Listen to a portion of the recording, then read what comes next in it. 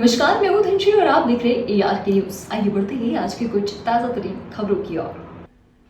छिंदवाड़ा में विवेक बंटी साहू को उतारकर क्या बीजेपी ने नकुलनाथ की मुश्किलें बढ़ा दी हैं? मध्य प्रदेश के 29 लोकसभा सीटों में से बीजेपी ने सभी 29 तो वहीं कांग्रेस ने 10 सीटों पर उम्मीदवारों की घोषणा कर दी। लेकिन लोकसभा चुनाव से ठीक पहले सबसे ज्यादा चर्चा छिंदवाड़ा सीट की हो रही है। दरअसल यही एकमात्र ऐसी सीट है जिसमें कांग्रेस मोदी लहर के बावजूद पहले 2014 में और फिर साल 2019 में चुनाव जीत गई। लेकिन इस बार बीजेपी इस सीट को हर हाल में जीतना चाहती है। ऐसे में कमलनाथ से विधानसभा चुनाव हारे विवेक बंटी साहू को टिकट देकर बड़ा दांव चल रहा है। सियासी पंडितों की नजर कमलनाथ के गढ़ छिंदवाड़ा पर है। यहां से बीजेपी ने विधानसभा चुनाव में कमलनाथ के सामने खड़े हुए विवेक बंटी साहू को नकुलनाथ के सामने खड़ा कर दिया। माना जा रहा है कि इसमें नकुलनाथ की मुश्किलें बढ़नी तय है। देखिए, बीजेपी के पास कोई मुद्दा नहीं है। वो बेरोजगारी के बारे में बात नहीं करेंगे, महंगाई के बारे में बात नहीं करेंगे, परिवारवाद की बात करेंगे। उन्होंने कितने टिकट अपने बीजेपी से कितने लोगों को टिकट दिया है और उनको अपने पार्टी में परिवारवाद नहीं दिखता, सिर्फ कांग्रेस पार्टी में परिवारवाद दिखता है। केंद्र सरकार और प्रदेश में बीजेपी की सरकार है। आप छिंदवाड़ा में किन मुद्दों को लेकर के जाएंगे? क्या खास ऐसे आपके जो मुद्दे? सबसे अहम मुद्दा बेरोजगारी है, महंगाई है और जो आज मोदी की गारंटी की बात करते हैं। मैं पूछना चाहता हूँ, कहाँ गए वो 2 करोड़ रोजगार? कहाँ गए वो 15 लाख? कहाँ गए? उन्होंने 2014 में कहा था कि किसान की आय दुगनी होगी 2022 तक। आज 2024 में है और किसान की आय आधी हो गई है।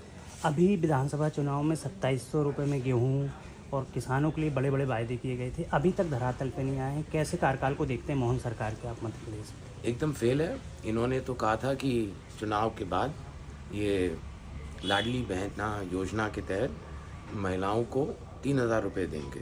अभी तक 1000-1200 रुपये मिल रहे हैं और मेरा मानना तो ये है कि लोकसभा चुनाव के बाद लाडली बहना योजना एकदम ठप हो जाएगी। किसान आज बीज और खाद के लिए मारामारी हो रही है और काला बाजारी खुलेआम हो रही है। 44 सालों से नाथ परिवार यहाँ से सेवा कर रहा है, जनता का प्यार मिल रहा है। अब नकुलनाथ क्या नई तस्वीर पेश करने चाहेंगे छिंदवाड़ा को लेकर? देखिए, मैंने हमेशा कहा है कि हमारा छिंदवाड़ा के साथ राजनीतिक संबंध नहीं है।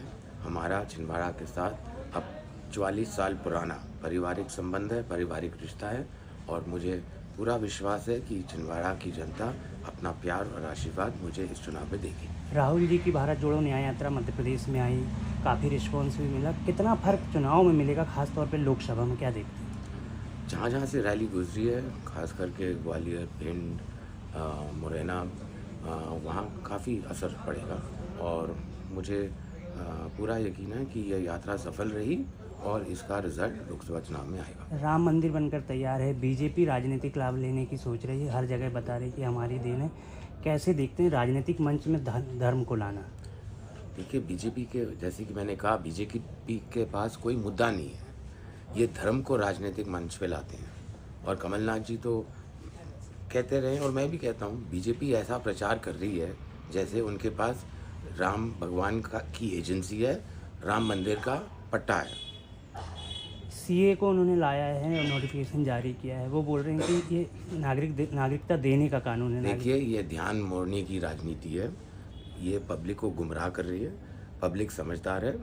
पब्लिक जो अहम मुद्दे हैं उन पे चर्चा नहीं करेगी। CAA, NRC, 370, ये सिर्फ ध्यान मोड़ने की राजनीति है। ऐसे ही खबरों में बने रहने के लिए हमारे चैनल को लाइक, शेयर और सब्सक्राइब करना ना भूलें।